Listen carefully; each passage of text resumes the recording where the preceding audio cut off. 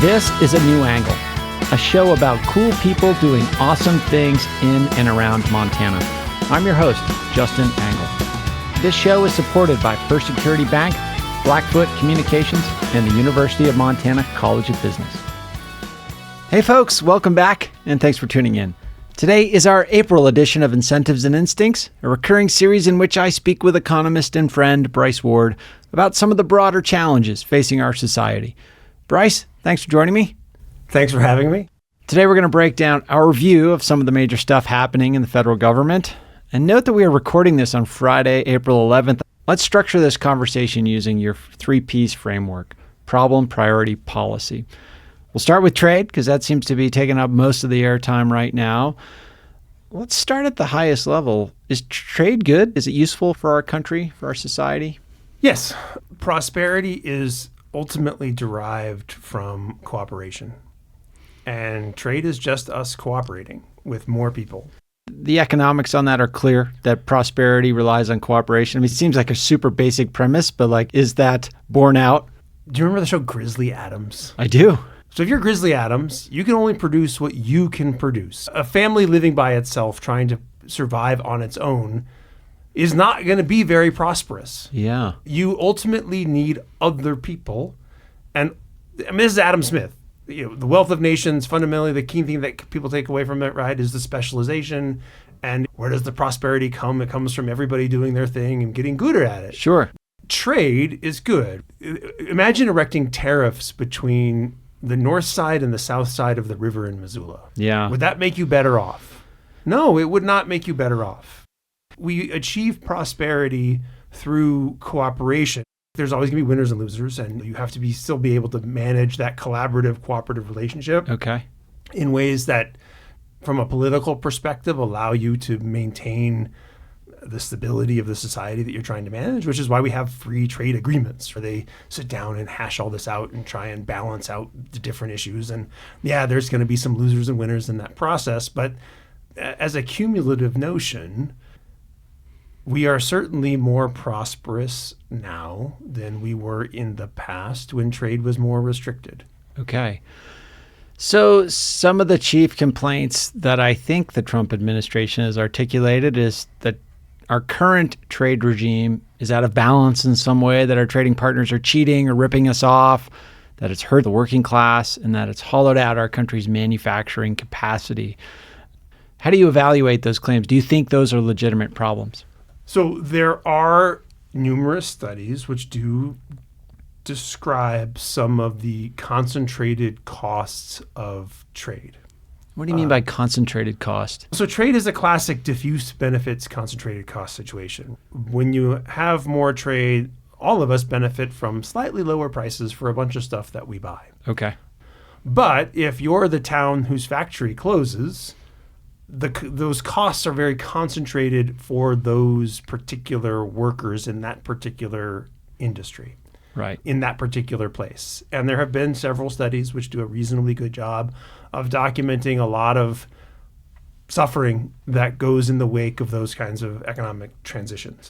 So factories closing and opening and moving, that's nothing necessarily new. That's happened ever since industrialization.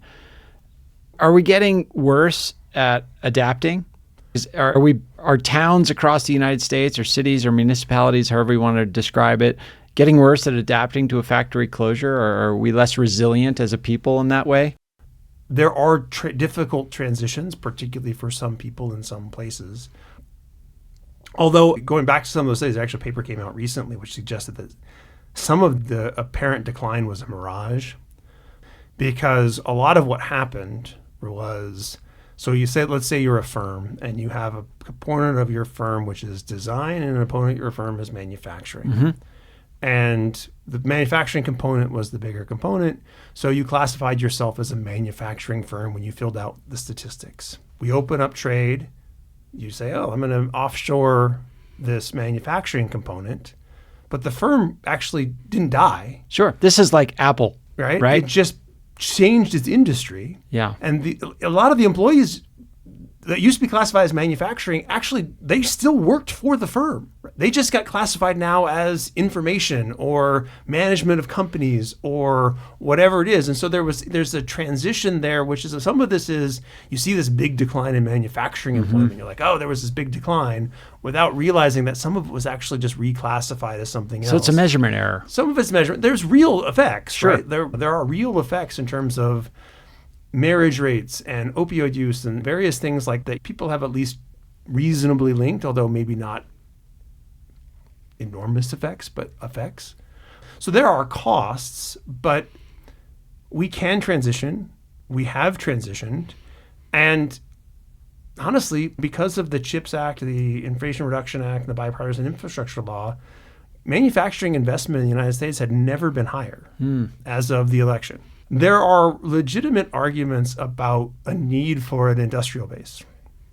Right, those are usually linked to defense. Sure, national security. But also in the post-pandemic world, yeah, PPE, we lived through that shortage of masks and other medical equipment. there are certain things that you're just like, oh, I really want to make sure that we have the capacity and the knowledge. And there's a real agglomeration effect, which is people who make things learn how to make things better. Yeah. And so there are real advantages in terms of, yeah, we want to be really good at making computer chips, and we want to be really good at electric motors, the electrification revolution that we're behind on. And so you could certainly make arguments about, oh, we need to protect these. We don't want to have, yeah, we're going to sacrifice some of the gains from trade because of an insurance, basically. Sure, we need to protect the capacity. It's an insurance premium. Absolutely. Right? We're going to accept less in terms of the size of the pie, but we're worried about risk in these particular areas that we don't want to be exposed to. So it's worth it to us to not have it.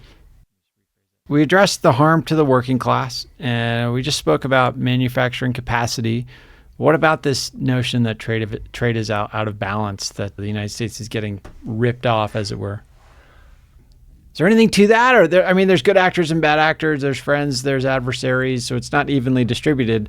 Let's just take China, for example, because where we're at right now is a temporary stay on the broad array of tariffs and maintaining the high rate with China. So is China a good actor here? Not always, no. There are plenty of bad practices that I think we've accumulated over 20 years of, we don't like that, don't do that, and then it really doesn't change. And so, yeah, there's certainly scope for saying, yeah, we want to change our relationship with China. There are approaches to that. This thing that we just opted out of 8 years ago, the Trans-Pacific Partnership, was supposed to be that. More trade with everybody else in the Pacific, but not China. Let's try and make that more difficult. There are issues that you can point to, but there are certainly not issues with every country in the world. Yeah. When they negotiate those trade agreements, yeah, there's things that people don't like. And there are things there where they're like loopholes that maybe people abuse or take advantage of. But the trade deficit by itself is not a problem. It is literally just an accounting identity. Yeah, and why is it not a problem? People hear the word deficit, they probably confuse it with budget deficit. What is a trade deficit, and how is it commonly distorted? The trade deficit is literally just, we import more from you than we export to you. In goods, tangible goods. It doesn't include services, right? It can include services. There's both. You can measure both. But typically, yeah, and most of these tariffs are just on the goods, although Europeans, part of what they're saying as part of the retaliation is they want to go after services because that's what we export. That's all it is. And the problem with that is all of this is mediated through the exchange rate and whatever tariffs and non-tariff barriers exist. And so why is the exchange rate not favoring the United States? Why is the dollar strong relative to a lot of countries? And there are all sorts of claims of manipulation and all this other stuff. But at the end of the day, Americans don't save much. So why is there so much demand for dollars? It's because people want to invest in the United States. Until now, it was the safe place to invest. So U.S. Treasury bond is the global risk-free asset. The dollar is the global currency.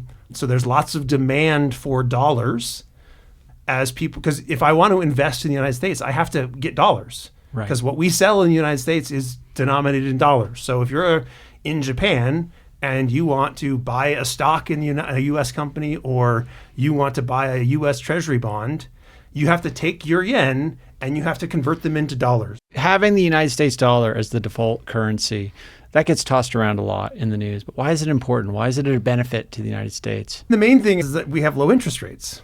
Okay. That's the main benefit to the U.S., right? Is all these people want to invest in our country. So we get the benefit of a bunch of capital.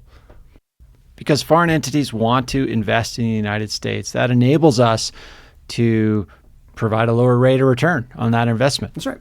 And it also means that stuff is really cheap. Right. And so as consumers, we're like, I don't need to save money. I can buy this cheap stuff. At the end of the day, that's why we have a trade deficit. We have a trade deficit because people want to invest in the United States. Okay. And that means our interest rates are low, which means that our domestic savers don't get a great return. So we frequently just choose to consume. And what do we choose to consume? Cheap imported stuff. Sure. So let's assume, for the sake of this conversation, that the problems, as the Trump administration and others have described them, have some merit. And the administration gets to set priorities. And so let's get to policy. The policy of choice in this regime has been across the board tariffs, country-specific tariffs, delay on the tariffs, change in the tariffs, a lot of volatility around tariffs. As a tool, we've talked about tariffs a little bit on this show, but if those problems have some merit, are these the appropriate tools for the job? So, some degree of targeted tariff to protect the specific industries that you might want to make sure that we have that for national security reasons or... So if we want to stay really good at microchips or something, we could tariff the heck out of microchips in order to protect that industry in the United States. Yeah, and again, you're doing a cost-benefit calculation, yeah. Right? You're basically saying, I am going to accept less prosperity than we might otherwise have because I think this is important capacity for us to have as a country. It's a long-term play. Here, let's just give you a weird example, right? So literally 1% of what we import from China are party supplies. Wow. Do we care if we make cheap plastic party supplies and crepe paper? Dave Chappelle had a wonderful bit the last time we went through all of this stuff in 2018, which was, I want to buy Nikes. I don't want to make them. Exactly. Right? And you don't want your iPhone to be $5,000. Yeah, and it's $100,000. I think that's what it would cost to make it in the United States, unless we engaged in depression economics and drive everybody's wage down, in which case maybe we could make it cheaper. But so again, we had tariffs. We have tariffs. Before we had tariffs, we'll have tariffs after this. So some amount of tariffing is part of the game of facilitating that international cooperation. And if there are bad actors in the system, it is absolutely appropriate to tariff them. Yeah. It's worth noting that when we want to punish a country internationally for bad action, what do? We put sanctions on them. Yes, exactly. Which is basically tariffs. What we're doing right now is sanctioning ourselves in the pursuit of some vision which is hard to see. Mm-hmm. Yeah, look, if you wanted, there was certainly, I believe, ample room for discussion on what's the appropriate tariff for China. We'll be back to my conversation with Bryce Ward after this short break. A New Angle is proudly presented by First Security Bank, Blackfoot Communications, and the University of Montana College of Business. This show does not happen without these pillars of our community, and I'm so grateful for their support and encouragement. And speaking of support, have you checked out our new website yet? anewanglepodcast.com. There you can support our show directly with a variety of subscription options. Subscribers get access to bonus episodes, additional segments, writings, and other benefits. So check it out at anewanglepodcast.com. I'm Larry Summers, Harvard President Emeritus and former Treasury Secretary. You're listening to A New Angle. Welcome back to A New Angle. I'm here with Bryce Ward, talking about tariffs and trying to make sense of them. And so before we get into that, though, Bryce, I think it is worth asking the question, if tariffs are so bad, if Democrats are screaming about how bad tariffs are right now, why do they keep them around? Once you put a tariff in place, part of the problem of tariffs, right, is now you have a concentrated benefit and a diffuse cost. Somebody's being protected by the tariff, and they like to be protected by the tariff. Sure. And they're getting a real benefit from being protected by the tariff. And all of the people who are suffering little bits and pieces of cost, it takes a lot of cooperation for them to be like, hey, you're a little bit worse off, and we're all a little bit worse off. We should get together and change this. Yeah. It takes a lot of work. And the other thing that happens is, look, when those tariffs are in place and you're the people in power, there's a lot of opportunity for corruption.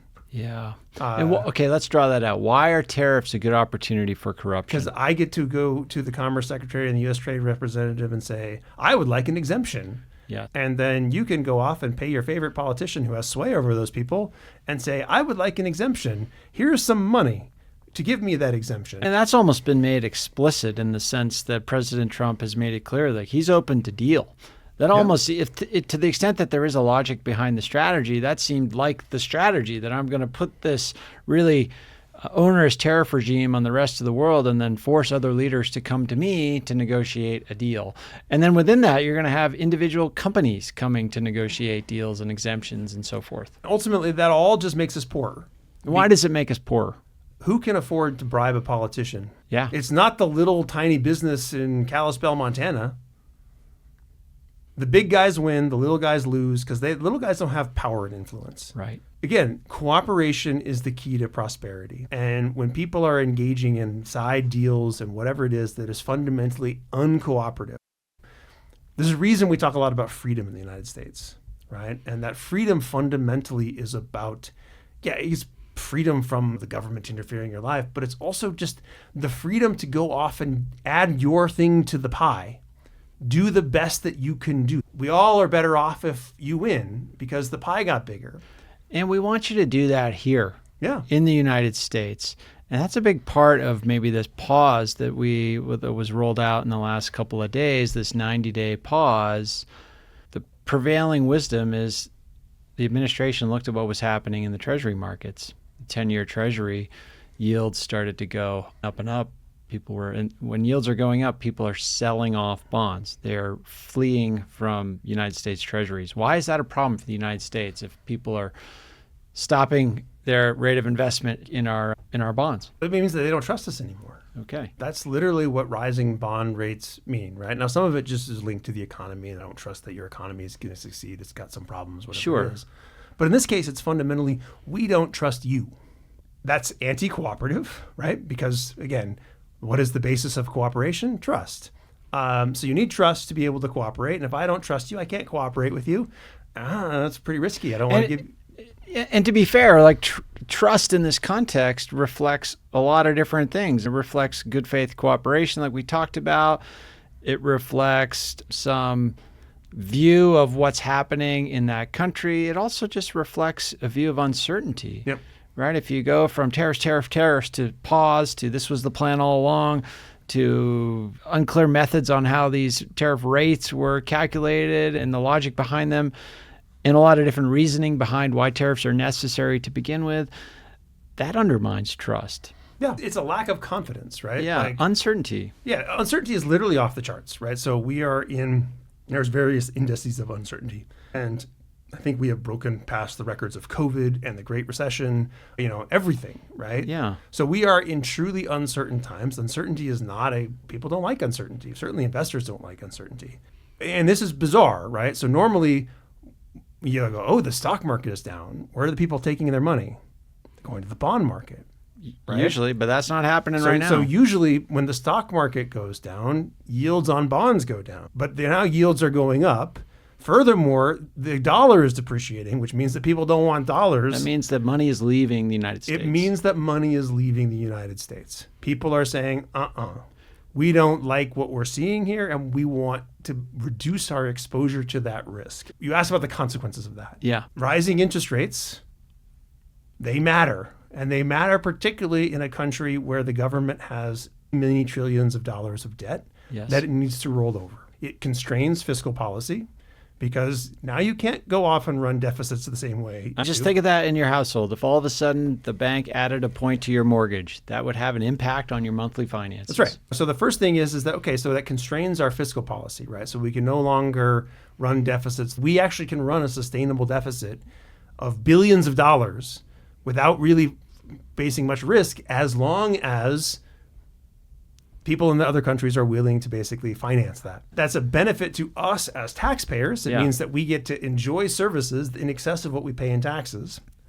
But it also is a benefit to all of the rest of anybody who's borrowing money, because interest rates pretty much throughout the market all trickle back to the treasury rate. So interest rates have gone up and mortgage rates have gone up. Yep. So then that means that everybody else now starts paying more for everything, right? So rising interest rates slow economic activity. And then, so to the extent that you were benefiting from increased economic activity, you lose. Normally you have inflation caused by excess demand, but here we're inflating prices with policy in a way that's detached from consumption. You get a direct effect of, so technically tariffs aren't inflationary if they're permanent, because it's just a one-time rise in the price. As a consumer, you will see a rising price, but it's different than true inflation. It's a technicality and it's dumb. So just call it, yes, your prices are going to go up, but they actually can be inflationary. So we talked about currency devaluation. So now, not just are we going to pay more for inputs via the tariff, you're going to pay more because your dollar buys you less. Yes. Right? So there's a price increase there. Consumers, literally, we got this print today, the University of Michigan Consumer Confidence Survey. They asked two things. So first, consumer confidence is as low as it's ever been. And inflation expectations are astronomical. That's a problem for inflation, because a lot of the transmission mechanism of inflation is, if I expect inflation, then I create inflation. Right. We're very much in a stagflation type situation where we have inflationary pressures and we have recession pressures, and we're not there yet on either of them. Literally, we got an inflation print yesterday and it was good. All of the contemporaneous indicators, statements from executives, what the markets are doing, what consumers are telling us in surveys, are all terrifying. So is there a case to be made that a temporary period of uncertainty is necessary or potentially useful to sort of reset the rules of the game, shake things up? It's going to hurt in the short run, but ultimately through this uncertainty, the United States can come out on the other side of it negotiating better terms. Is there any notion that this America needs to take its medicine? The alleged benefit that we're supposed to get from this massive shakeup or whatever it is based on people on both sides constantly trying to live in a world of delusion, right? Not accepting the reality of things are actually pretty good. Yeah. Things in the United States are actually pretty good. From an economic prosperity perspective, are there always things that you would like to do better? Sure. Of course. But when you're the best, like the notion that I can be somehow way better is hard to fathom. I'm fundamentally pretty conservative when it comes to this stuff. If your things are pretty good, and look, if you want to make changes, right, let's do the 3 Ps. Let's identify a specific problem. Let's make it a priority, and let's design a policy that's logically consistent, and people can debate whether you're getting it exactly right or whatever it is. There's at least a clear logic to what you're doing. An example uses the Affordable Care Act. So 15 years ago, the Obama administration and the Democrats in Congress undertook what was a very heavy lift to try and remake the biggest sector in the U.S. economy. There was a very clear problem. They wanted to increase coverage and bend the cost curve. Those were the two things there's lots of other things around the sides. Of course. Those were the things. And if you would ask anybody at the time, what was this about? Reducing uninsurance, bending the cost curve. Yeah. And there were lots of different variants of the plan. But at the end of the day, the bill that passed, there was a logical plan. This is what we're doing to reduce uninsurance. This is what we're doing to bend the cost curve. And there was lots of uncertainty and there was risk and people were upset about it and all this stuff. But here we are 15 years later. Yeah. Uninsurance is way down and the cost curve has basically been flat, right? As a share of GDP, healthcare spending in the United States is almost identical to what it was when the Affordable Care Act was passed. And that's after it was growing at twice the rate of GDP in the decade before. At the time, people didn't like it, but you got through it, and now we're on the other side, and it's like... We can look back and evaluate it. That was pretty good. Yeah. This is not that. Like I said, we've made the case for tariffs already in this podcast, right? It's targeted, it's specific, there's specific goals. For all of its faults, forcing things to go through Congress is usually not a bad idea. Yeah, that seems to be the right mechanism. Congress is not really interested in taking up that challenge at the moment. Although some in Congress, to be fair, have tried to reclaim Congress's power. We'll see how that plays out. To the extent that you think that we need to remake the American economy in terms of trade, it needs to be done through a deliberative process by elected representatives in each state and each congressional district. It's much harder, although not to say it's impossible, it's much harder to sustain 10 different logics that are contradictory, because eventually you have to write things down and somebody goes, wait a second, this can't raise taxes because you're saying it's a negotiating ploy to get freer trade, right? So it's not a revenue source, right? Oh no, this is a revenue source. This is a permanent because we want to bring back industrialism and we want to incent investment. And the only way to incent investment is to make it permanent. Right. So basically, we're getting all of the cost of uncertainty, all of the cost of the tariff, the alleged benefit we started with, rebuilding the industrial base. No one is going to invest in a factory based on these tariffs that might go away next week. Yeah, I can't imagine any CEO is looking at this moment, particularly this moment where the tariff policy has been paused and saying, oh yeah, let's go ahead with this plan to build a factory. And let's be clear. The effective tariff rate charged by the United States today is higher than it was when he paused it. Because we now have 145% tariffs on China, and China is a big source of our trade, right? The weighted average tariff rate today is higher than it was. Wow. And like he paused the reciprocal tariffs, but it's still 10%, unless you're Canada or Mexico, in which case you're still at 25 or whatever it is he'd already slapped on you. Tariffs are still quite high.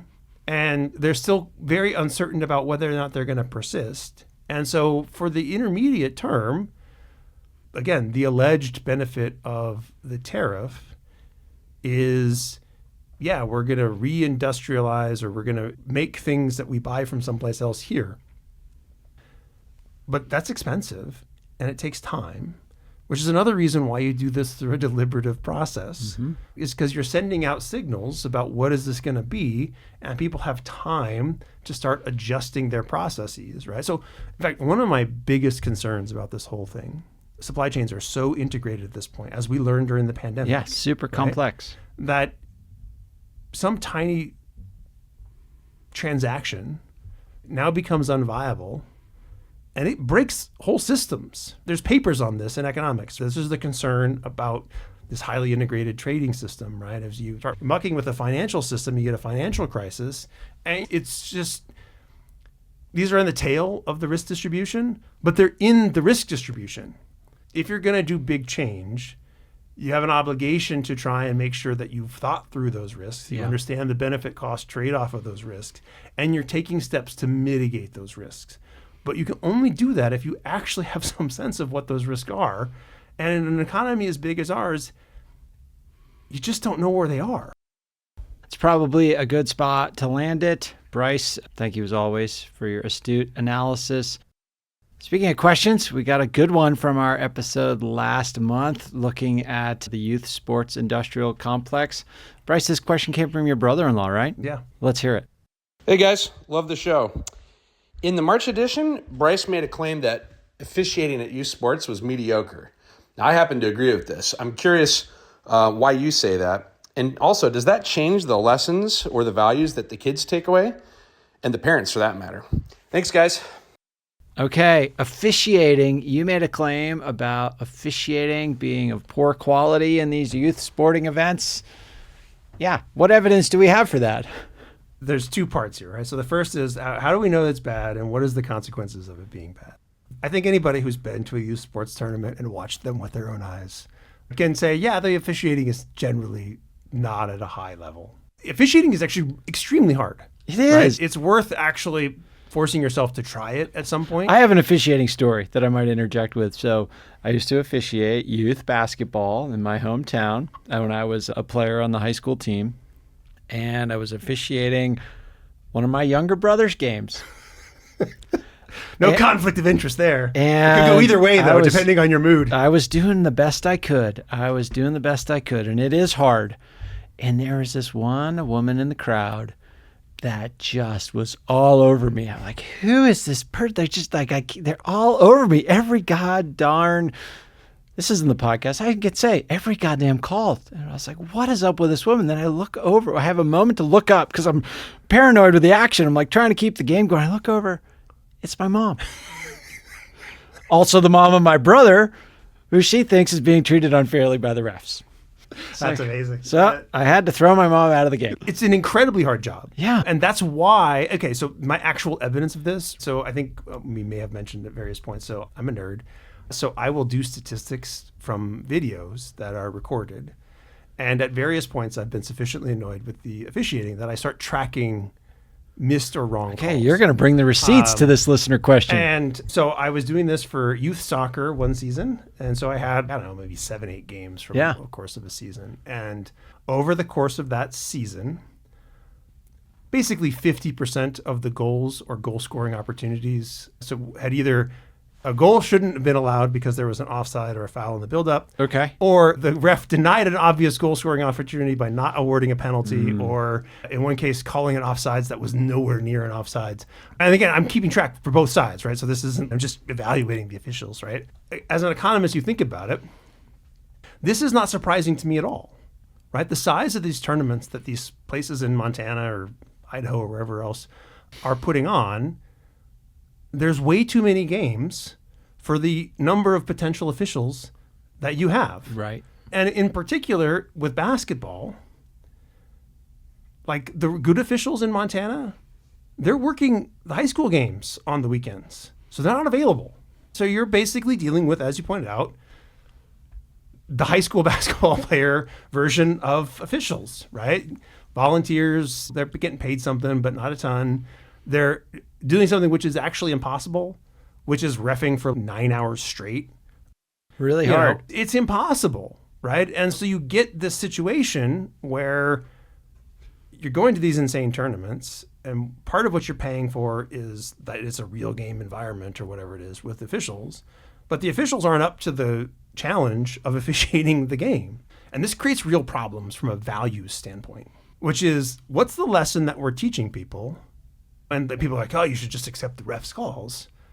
But at some point, it becomes you're telling me I should just accept injustice. So this deference to authority. Yeah. And I think, and again, maybe this is my American revolutionary roots or whatever it is, but like, I'm not okay with that. I'm not okay with this notion of you're supposed to never complain about the officials, even if they're bad. Sure. Because it's basically saying we're just training you to accept injustice.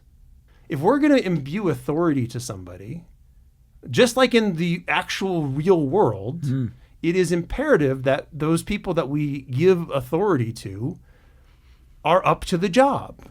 And when they're not, that's a problem. Yeah. And if they're not up to the job, there needs to be some system of redress. And if you don't want me complaining directly to the officials, because that means you can't hire officials, then what's the other mechanism? And that's all I'm asking for. I'm asking for, what is the mechanism for me to be like, no, that wasn't good enough. Sure. So Like, how can you complain about the refs without being that parent in the crowd, like my mom, yelling and screaming? yeah. And I generally don't complain. I just sit there and I'm like, literally after one game, like I was like, maybe I just don't know the rules. Doubtful. So I literally went home and watched, I was probably 4 hours of YouTube videos about refereeing basketball. So now astute listeners are asking themselves, when on earth does Bryce sleep? Because he cooks all the food in his house. He runs kids around all the time. He is I only an slept expert for 5 hours last night. He's so, an expert on know. all these topics that these guys Right. talk about every month. That's all the time we have for this episode. If you'd like to hear more of this conversation and receive other exclusive content, please consider a paid subscription. Thanks for listening to A New Angle. If you like what we do and want to support us directly, please consider a subscription at anewanglepodcast.com. A New Angle is recorded at Studio 49, a generous gift from UM alums Michelle and Lauren Hansen. Our presenting sponsors are First Security Bank, Blackfoot Communications, and the University of Montana College of Business. Keely Larson is our producer. Maddie Jordan is our production assistant. VTO, Jeff Ament, and John Wicks made our music. And Jeff Meese is our master of all things sound. Thanks a lot, and see you next time.